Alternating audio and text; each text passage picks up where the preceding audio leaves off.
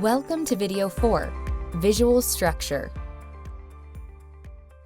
Teaching subitizing is so powerful. It helps us stay focused on the meaning of the number words. The two-ness of 2 is right there before our very eyes. If instead of visual displays we move too quickly to using numerals or written number symbols, we are likely to confuse children. Numerals, like words, are abstract symbols that we all memorize. But in the natural course of development, words come first. It's best if children have lots of opportunities to make meaning with the counting words before teaching numerals. For that reason, we provide what we call quantity cards. These cards present small sets of images you can use with children in all the activities you will learn in this module. Some of the quantity cards are very simple, representing very small quantities and emphasizing perceptual subitizing. Others show larger set sizes and introduce contrast through the use of grayscale. Even when we're staying firmly in the realm of perceptual subitizing, there's so much learning that can take place. Children need time to figure out that 3 can be in a straight line, in a triangle, or on your hand. Even knowing that it's still 3 when it's a different color is useful. When children experience the word 3, being paired with different objects, images, and experiences, it helps to make the concept crystal clear. Since children often overextend new words as they learn them, it's also useful to provide them with non-examples. For example, you might show them 2 and ask, "Is this 3?" By being clear that the word 3 applies only when exactly 3 items are subitized, you're solidifying truly foundational understandings. This is just one of the reasons that the third key instructional practice for subitizing is to provide varied examples and non-examples of the same quantity. As children see 3 with different objects and in different layouts, its meaning becomes clearer to them. Knowing what is not 3 is probably an even stronger indication that their idea of 3 is quite solid. It can also be useful to present even these small set sizes using 2 different colors. Young children are highly attuned to color differences. When you present 3 as 3 black dots, followed by 2 gray and 1 black dot, you help children not only see the quantity of 3, but also begin to see there are smaller amounts inside larger amounts. We call this idea that each number contains all of the amounts that come before it hierarchical inclusion, and it represents a huge developmental leap once it's firmly in place in children's thinking. Varying spatial relationships and colors are similarly helpful when children are ready to work with larger sets. In conceptual subitizing, these same visual elements provide the structural information that can act as a shortcut for seeing amount. When we prompt children to see how a larger set is made up of 2 smaller sets, we are laying important groundwork for later addition and subtraction. This brings us to one of the most important and useful features of subitizing that helps young children learn to think about number.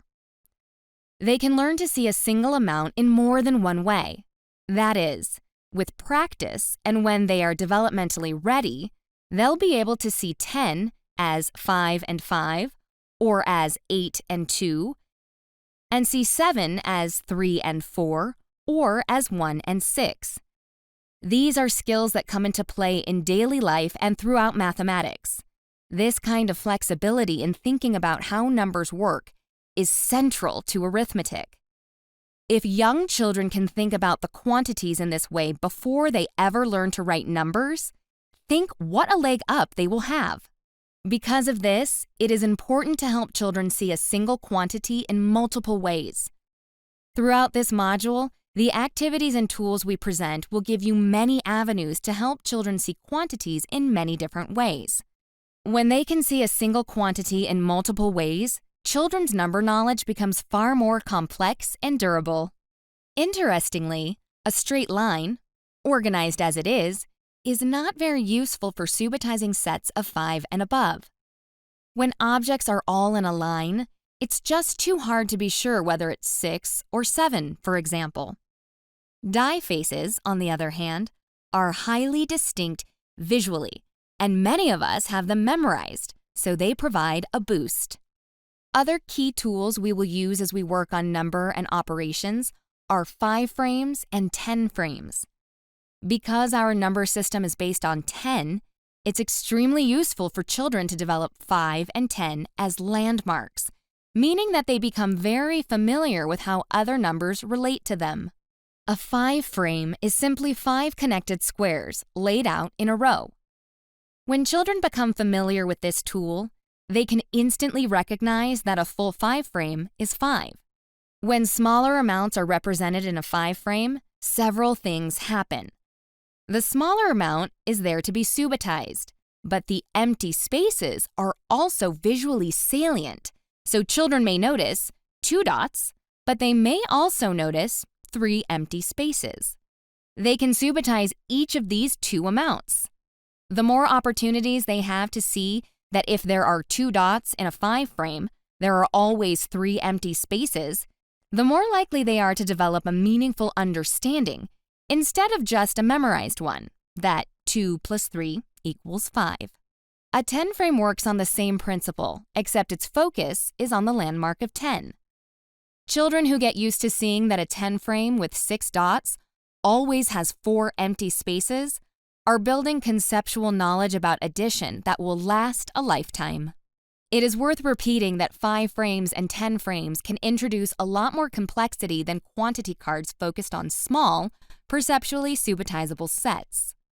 A 5 frame with 3 dots is not just 3. It's 3 dots, 2 empty spaces, and 5 total spaces, 3 separate pieces of information. It's a lot harder to work with 3 numbers than to work with 1. At the end of Module 1, we provide supplemental videos and activity instructions to help you learn how to introduce and use 5 frames and 10 frames in your classroom. They are supplemental because we anticipate only some kindergarten teachers will have students who are ready to use them. Use your progress monitoring data and developmental progression to determine whether 5 frames or 10 frames might be useful for your students. Children who are regularly subitizing 5 are in a good position to get familiar with how the filled and empty spaces in a 5 frame work. Children who are able to consistently subitize sets up to 7 may be ready for the introduction of 10 frames. There is no rush to introduce these to your students.